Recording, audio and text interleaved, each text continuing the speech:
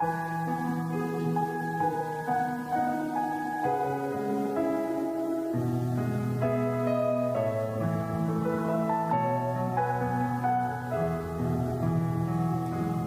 let me say how much I love you. Let me speak of your mercy and grace. Just let me live in the shadow of your beauty. Let me see you face to face.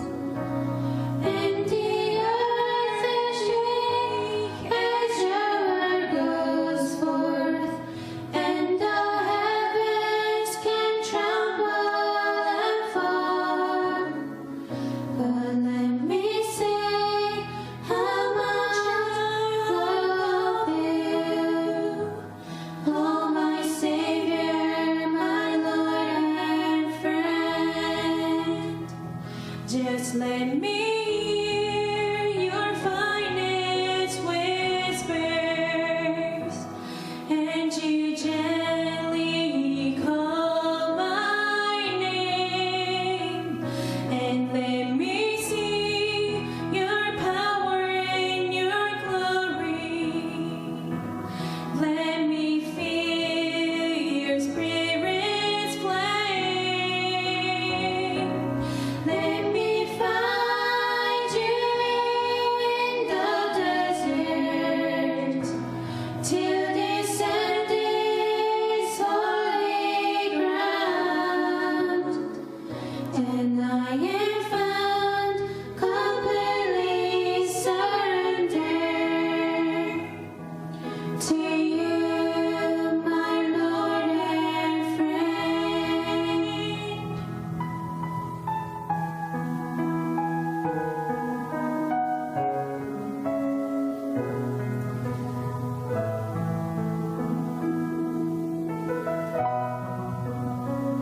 온 마음으로 주를 바라며 나의 사랑 고백하리라.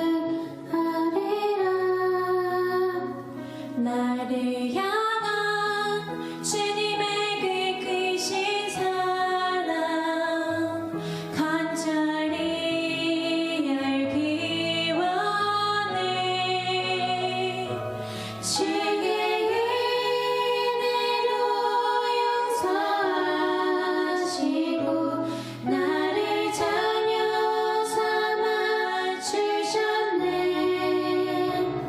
나의 사랑 고백하리라. 나의 구주 나의 친구. 나의 사랑 고백하리라. 나의 구주 나의 친구. 나의 구주 나의 친구.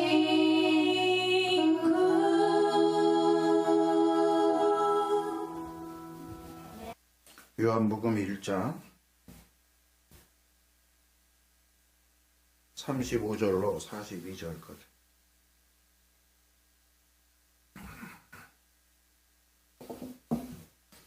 예, 제가 35절 먼저 봉독하겠습니다. 또 이튿날 요한이 자기 제자 중 두 사람과 함께 섰다가 예수께서 거니심을 보고 말하되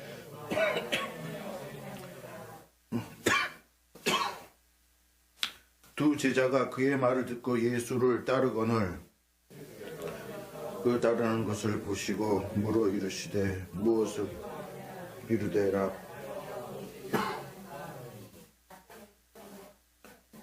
예수께서 이르시되 와서 보라. 그러므로 그들이 가서 계신 데를 보고 그날 함께 거하니 때가 10시쯤 되었더라. 요한의 말을 듣고 예수를 따르는 두 사람 중에 하나는 시몬 베드로의 형제이다. 그가 먼저 자기의 형제 시몬을 찾아 말하되 우리가 메시아를 만났다 하고, 메시아는 번역하면 그리스도라. 드리고 보니 예수께서 보시고 이르시되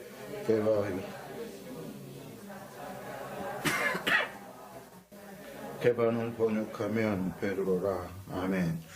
이 가로가 몇 개 나오는데 가로는 그 아람어를 성경을 읽는 헬라어 사람들에게 이해시키기 위해서 헬라어를 써서 이렇게 가로를 한 겁니다. 라비, 그 다음에 메시아, 게바 다 이게 아람어인데요. 헬라어로는 이런 뜻이다 이렇게 번역을 해놓은 것입니다. 예, 오늘 본문은 세례 요한이 공적 사역이 예수님에게로 옮겨지는 그런 장면입니다. 이제 세례 요한은 이 역사의 무대에서 내려오게 되고 새로운 무대의 주인공인 예수님이 등장하는 그런 장면이 되겠습니다. 세례 요한이 그동안 예수님에 대해서 계속 증거를 하였는데 그래서 예수님을 따르는 자도 생겼고 예수님의 제자가 되겠다 이런 사람도 생기게 되었습니다. 세례 요한은 자기의 제자 중에 2명이 예수님에게로 이제 제자로 옮겨가게 되고 다른 사람들도 예수님의 제자가 되겠다 이렇게 찾아오는 사람도 생깁니다.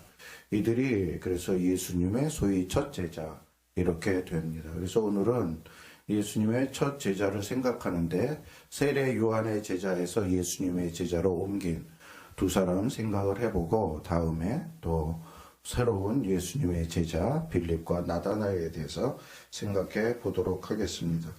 세례 요한이 요단강에서 세례를 주며 사역을 했습니다. 말씀을 선포하고 또 예수 그리스도를 증언하는 일을 하였습니다. 그 이튿날이었습니다. 여러분 이튿날 이 말은 1장에 여러 번 나옵니다. 3번 나옵니다. 29절에 35절에 그리고 43절에 이튿날을 왜 요한은 이튿날이라는 말을 반복해서 썼을까요? 이튿날 의미는 뭐냐면 저녁이 되고 아침이 되냐 이게 이튿날이잖아요. 그런데 이것은 창세기 1장의 이튿날 저녁이 되고 아침이 되니 이 말이 여러 번 나옵니다. 창세기 1장에 저녁이 되고 아침이 되니 무엇이 이루어졌습니까? 창조가 하루하루 이루어진 것을 말을 합니다. 처음에 요한복음 설교할 때 말씀드린 것처럼 요한복음 1장의 구조는 창세기 1장의 구조와 유사한 구조이다. 그래서 태초에 말씀이 계시니라. 그 말씀이 하나님과 함께 하셨고 그 말씀이 곧 창조주이시고 그 말씀이 하나님이신데 그 말씀이 그리스도이시다. 이렇게 얘기를 함으로써 지금 요한복음이 요한이 소개하는 이 예수는 창조주이시고 하나님의 아들이고 그리스도이시다. 이렇게 말을 하고 있습니다.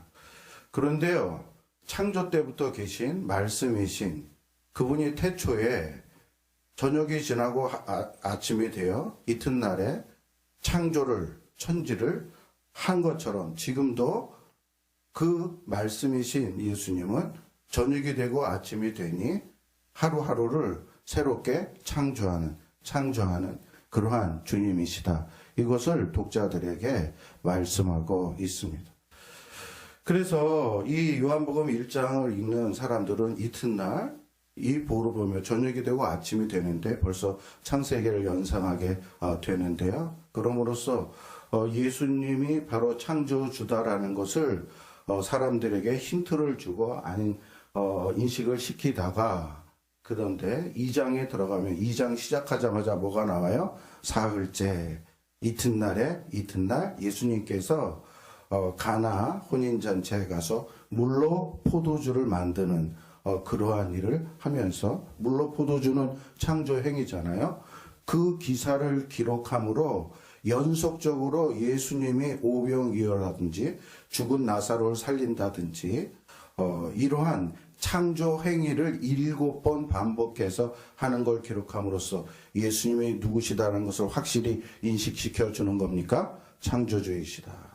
그리고 지금도 창조하실 분이다. 이걸 옛날만 창조한 분이 아니고 지금도 창조한다. 성도 여러분, 그렇습니다. 예수님은 어제도 창조하셨고 오늘도 창조하시고 내일도 창조하실 분입니다. 여러분, 저녁이 되고 아침이 되고 오십시오. 얼마나 많은 만물들이 창조되어 있습니까? 생명들이 얼마나 많이 태어납니까? 제가 이렇게 자연을 보고 새벽에 이렇게 하면은 밤사이에 많은 변화가 있고 많은 새로운 생명들이 소생하고 태어난 것을 보게 됩니다. 여러분, 심지어요, 우리가 죽더라도 그 이튿날 주님께서는 우리를 다시 살려주시는 그러한 재창조 역사를 한다는 것을 여러분 아시기 바랍니다. 이튿날 세례 요한은 자기 제자 중 두 사람과 함께 서 있습니다. 왜 길가에 그들은 서 있을까요? 예수님을 만나기 위해서입니다. 세례 요한은 그동안 그렇게 기대하고 그리고 고대했던 그리스도를 알게 되었어요. 세례를 줄 때에 성령이 그 위에 내리면 그가 하나님이 약속하신 하나님의 어린 양이고 그리스도이시다, 이렇게 말을 했는데요. 자기의 육천 관계인 그 예수가 바로 하나님의 그리스도라는 것을 알게 돼가지고 그는 너무 기쁘고 감사하고, 그래서 이 그리스도를 증거하기 시작했고 그의 제자에게 이 그리스도를 소개하기로 했습니다. 그래서 와봐라 하면서 지금 예수님을 기다리고 있습니다. 여러분, 그때 기다릴 때 얼마나 예수님이 기다려졌을까요? 그리고 얼마나 흥분되었을까요? 이런 가운데 있습니다. 그런데 드디어 예수님이 나타나셨습니다. 나타나신 것을 보면 예수께서 거니심을 보고 말하되 보라, 하나님의 어린 양이로다. 예수께서 거니시는 것을, 오는 것을 봤습니다. 근데 여기서 보다라는 이 단어는 그냥 대충 보다라는 게 아니라 뚫어지게 보다라는 거예요. 주목해서 보다라는 거예요. 아주 관심을 가지고 보다라는 그것입니다. 세례 요한은요, 자기가 분명히 주목하며 시선을 고정시키며 통찰력을 가지고 봐야 될 대상이 누구인 줄 알았습니다. 그가 누가요? 예수 그리스도. 그래서 지금 세례 요한은 예수님을 그렇게 보고 있어요. 그가 하나님의 아들이며 하나님의 어린 양이기 때문에.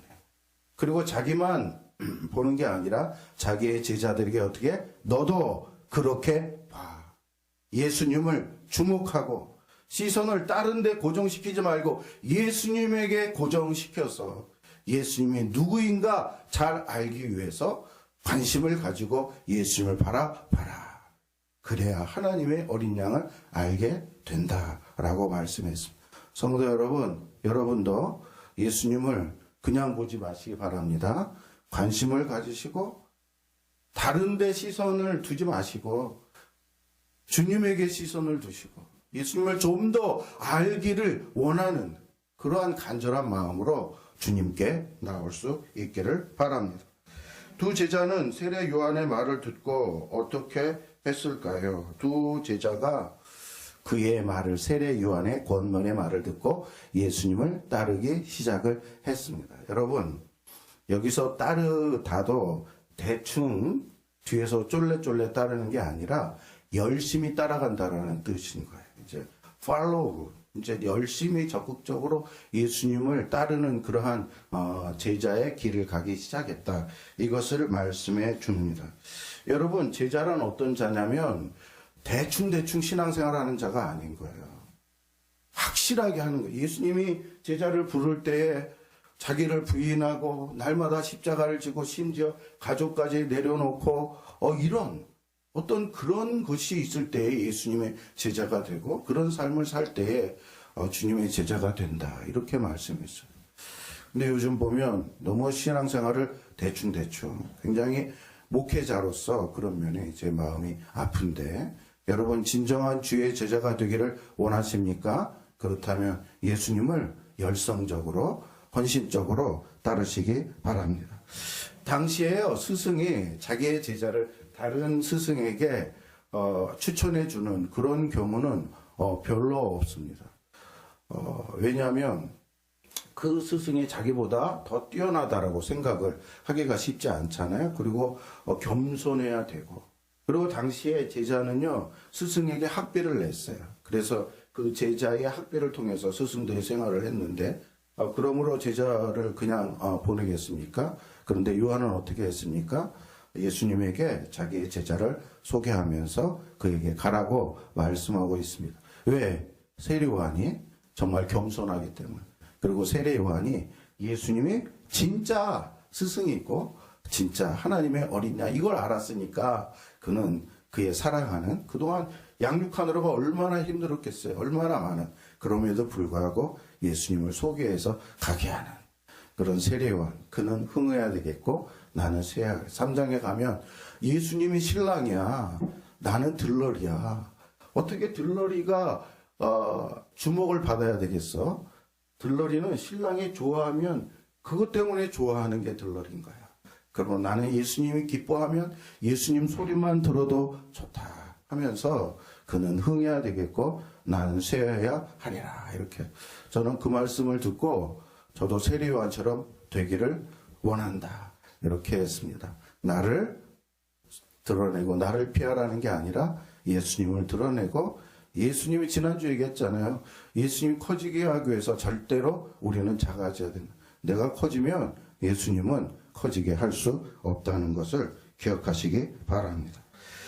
세례 요한의 두 제자는 예수님을 따라갑니다. 예수님을 따라가는 두 제자들을 보고 예수님이 제자들에게 반응을 하세요. 어떻게 반응을 하시냐면 다 같이 시작. 예수께서 돌이켜 그 따르는 것을 보시고 물어 이르시되 무엇을 구하느냐. 예, 따라오는데요. 따라오는데 예수님도 그들을 보시고 몸을 돌이켜 그들을 보십니다. 그래서 이제 영접하시는데, 여러분 저 돌이켜라는 것은 원래 구약에 기도할 때 나왔던 이제 단어예요. 여호와여 돌아오소서.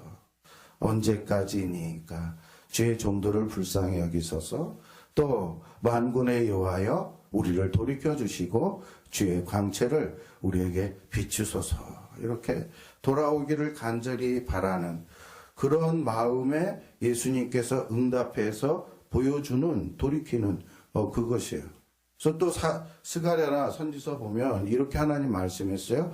만군의 여호와가 이처럼 이르시되 너희가 내게로 돌아오라. 그러면 내가 너에게로 돌아가리라. 말라기에서도 내게로 돌아오라. 그러면 내가 너에게로 돌아가리라. 이렇게 했어요. 주님 찾아오시고 주님이 함께하기를 원하는데 와야지 이게 만남의 역사와 같이 살게 되잖아요. 그래서 나에게 와라. 지금 두 제자도 누구에게 왔어요? 예수님에게 왔어요. 그랬더니 예수님이 어떻게? 두 팔 벌려 환영하며 그들을 영접하고 그들과 함께 주시는 것입니다. 성도 여러분, 이제 주님에게 돌아오세요.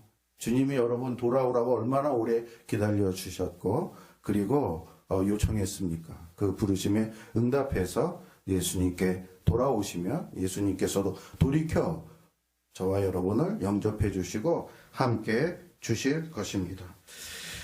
예수님은 그들에게 물었어요. 나에게 무엇을 원하느냐? 이제 내게 원하는 게 뭐야? 내게 바라는 게 뭐야? 제자가 되는데 바라는 것 있을 것 아니야? 이렇게 물었습니다. 그럴 때 제자들이 이렇게 말했어요. 다 같이 시작. 이르되 랍비여 어디 계시오니까 하니, 랍비는 번역하면 선생.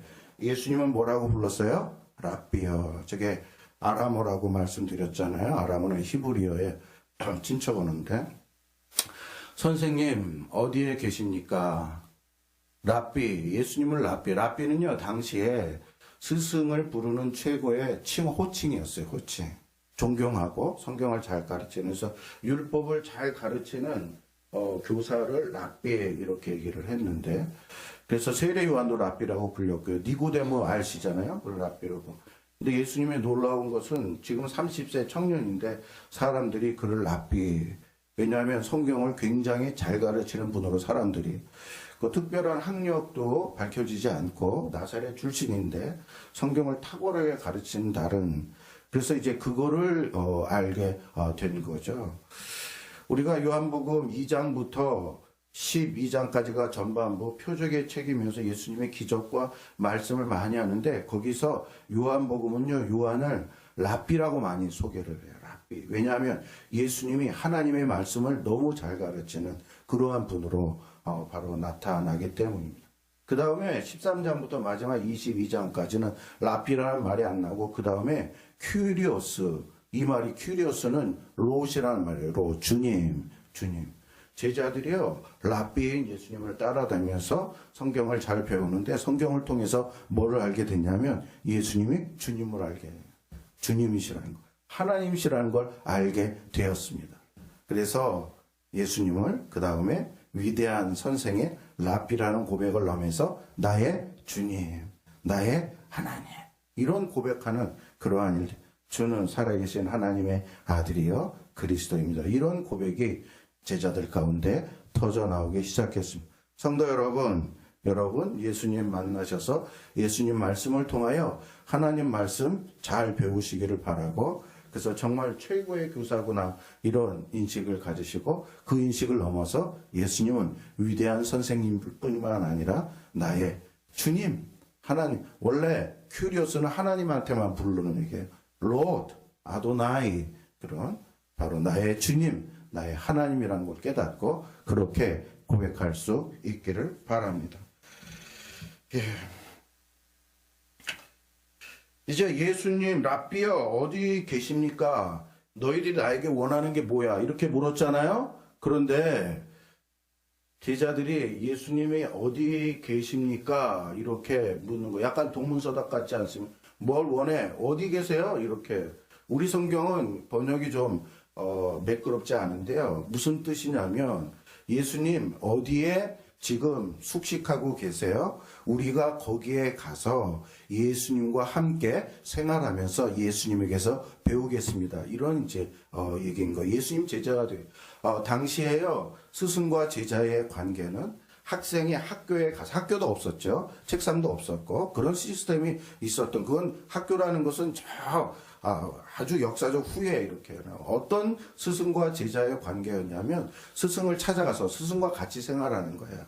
먹고 자고, 그래서 숙식비를 내고, 그리고 예수님을 스승을 따라다니면서, 이걸 이제 철학의 소크라테스 소유학파 그래갖고 따라다니면서 자연을 보면서 일어난 것을 보면서 그러면서 가르치고 배우는 게 그 당시에 학문 방법인데, 그런 제자 생활을 하겠다 이렇게 이제 얘기를 한 것입니다.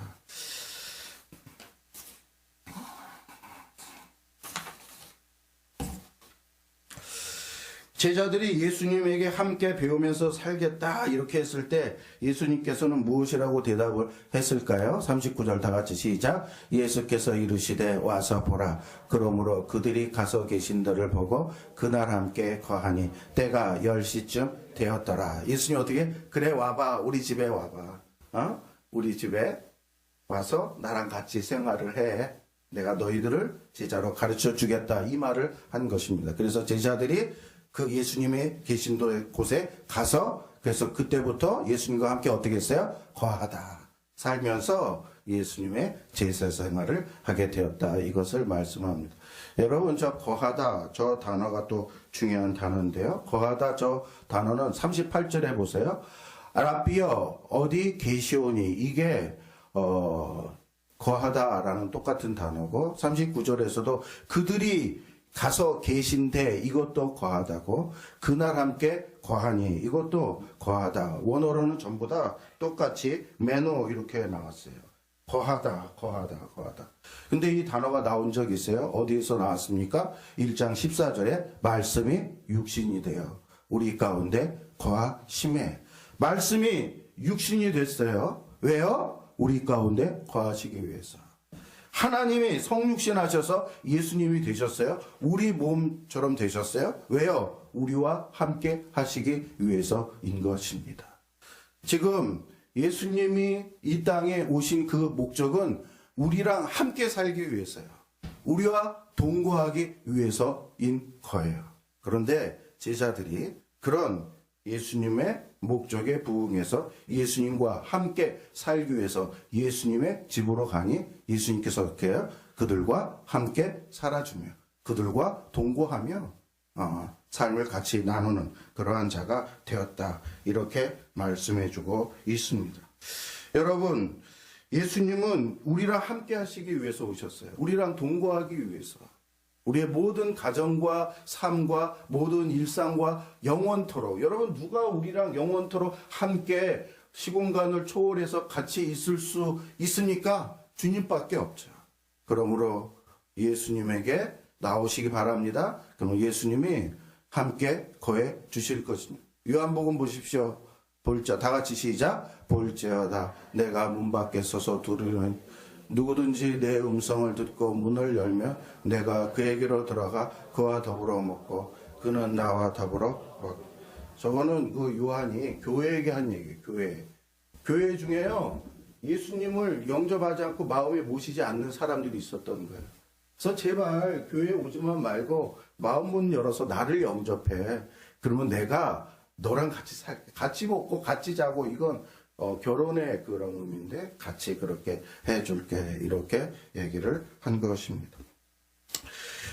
이제 본문은 예수님의 첫 제자가 된 두 제자 중 한 제자의 이름을 소개를 합니다. 누구를 소개할까요? 40절 시작. 요한의 말을 듣고 예수를 따른 두 사람 중에 하나, 시몬 베드로의 형제 안드레라.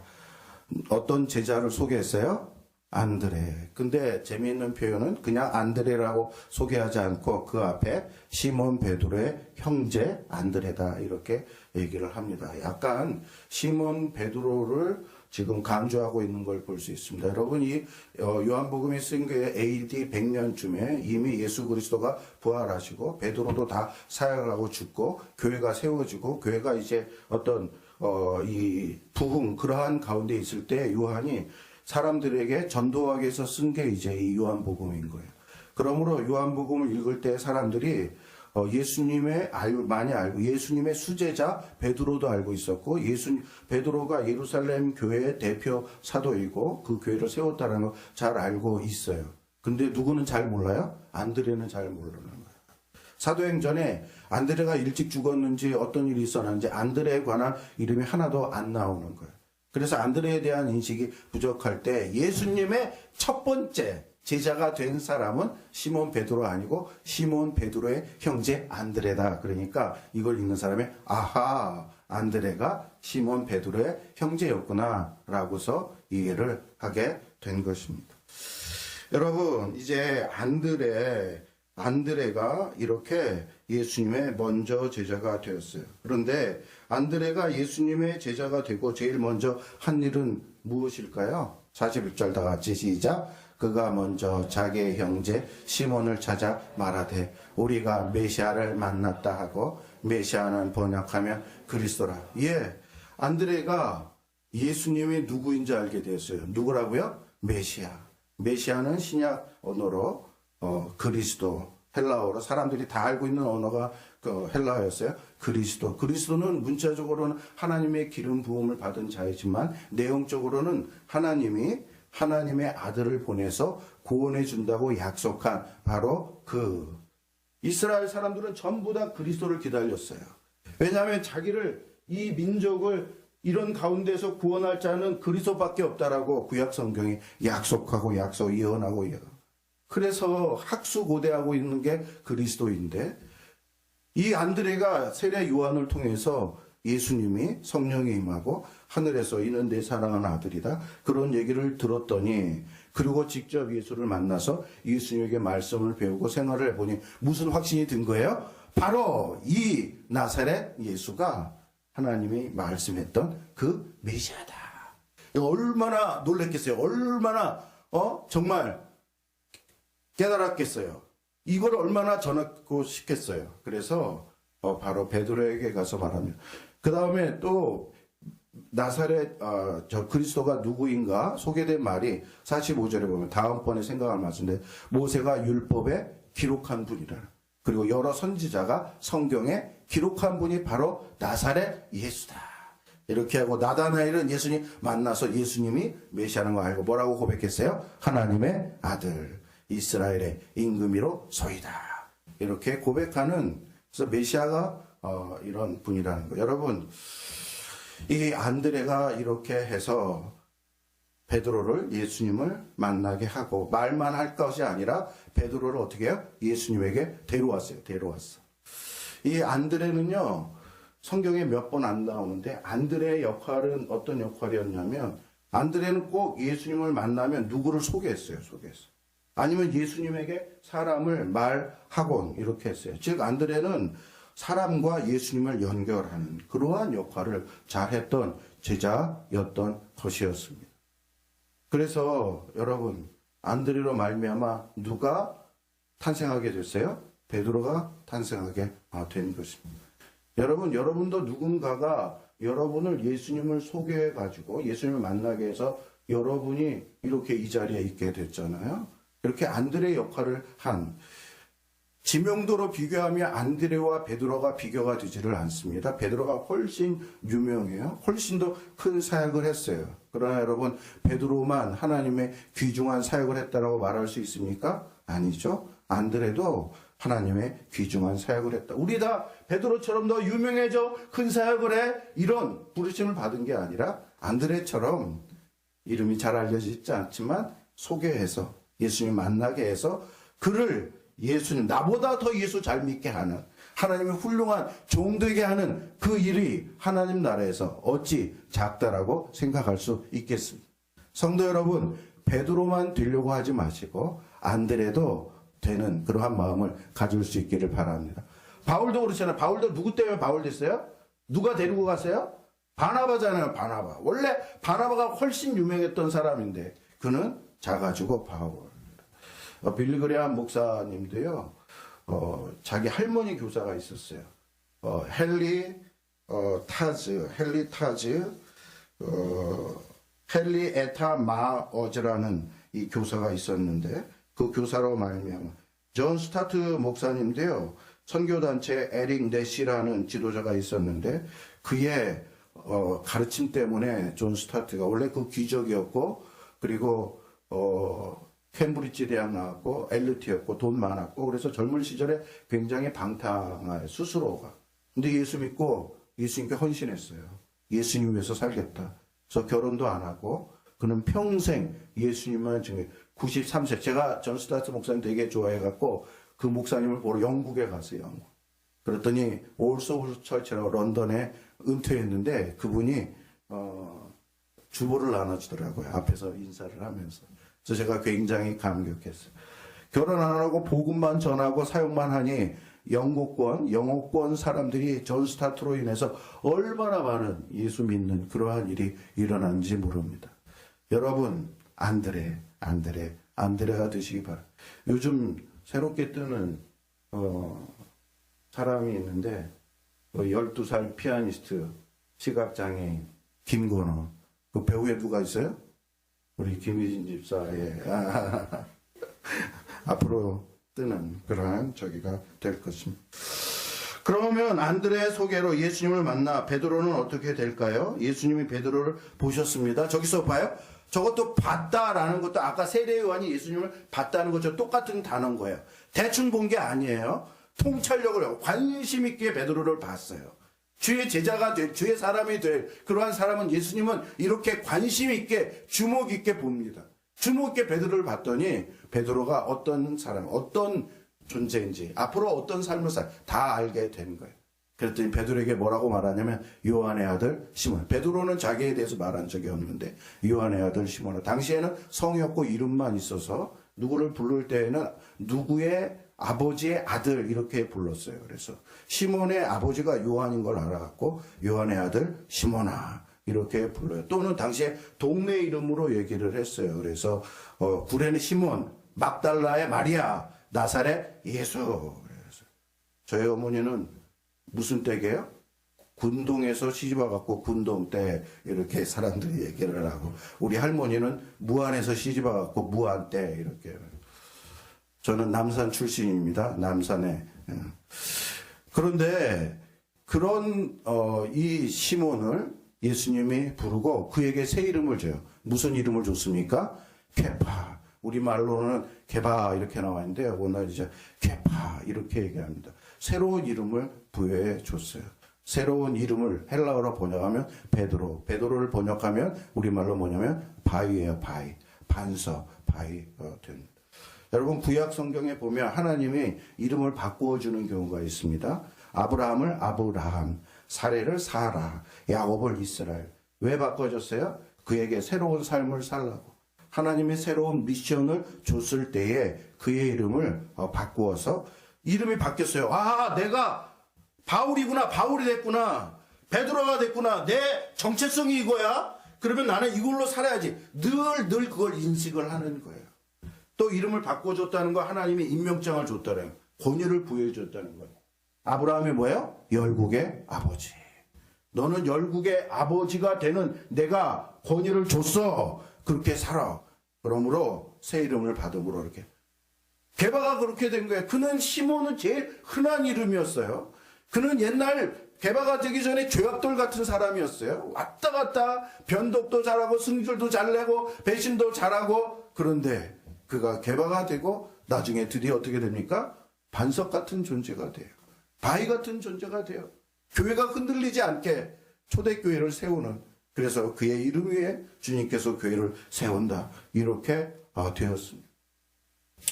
여러분 이거 우리에게 적용해야 돼요. 우리도 하나님께서 신분을 바꿔줬잖아요. 옛날에 나는요 예수 믿기 전에 그냥 세상 김현중이에요. 근데 이제는 내 이름이 성도 김현중, 목사 김현중. 나 목사, 우리 가족은 전부 다 친척도 저 엄마도 김 목사 이렇게 불러. 아, 내가 목사구나. 교회에서 일하는 하나님의 일을 해야 되는 내 신분. 그러므로 나는 하나님이 주신 새로운 신분, 이 새로운 권위, 이것 가지고 살아야 되겠다. 얼마나 감사해요. 여러분도 안 감사해요? 안 감사해요?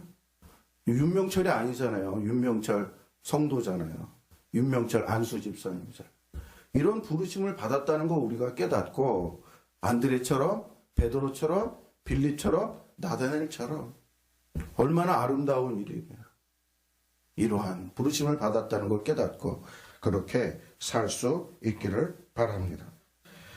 기도하겠습니다. 우리는 주님의 제자로 불러신 것 감사합니다.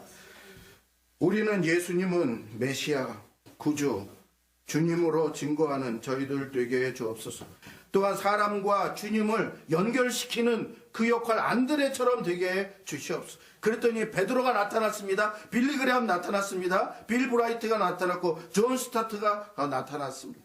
하나님 아버지, 우리가 그런 정말 역할, 그런 사명을 그건 할 수 있다고 생각합니다. 그거 할 수 있는 저희들, 우리 가족 중에도, 우리 형제 중에도 나는 안드레 되지만 베드로처럼 될 그러한 하나님이 예비하신 그런 사람이 있는 줄로 믿사오니 그렇게 할 수 있는, 우리 아이들, 주일학교 아이들 중에 그렇게 될 수 있는 아이들이 있다는 걸 깨닫고 우리가 안드레 되게 하여 주옵소서. 시몬이 변하여 베드로가 됐고 반석이 되었습니다. 교회의 반석이 됐습니다. 흔들리지 않는 자가 되었습니다. 하나님, 우리 조약돌 같이 왔다 갔다 하고 그냥 변덕하고 그런 저희들 베드로가 되게 해 주옵소서. 흔들리지 않고 교회 굳건한 존재가 되어서 교회를 기둥같이 세우고 섬기는 저희들 되게 하여 주옵소서. 예수님의 이름으로 기도하옵나이다. 아멘.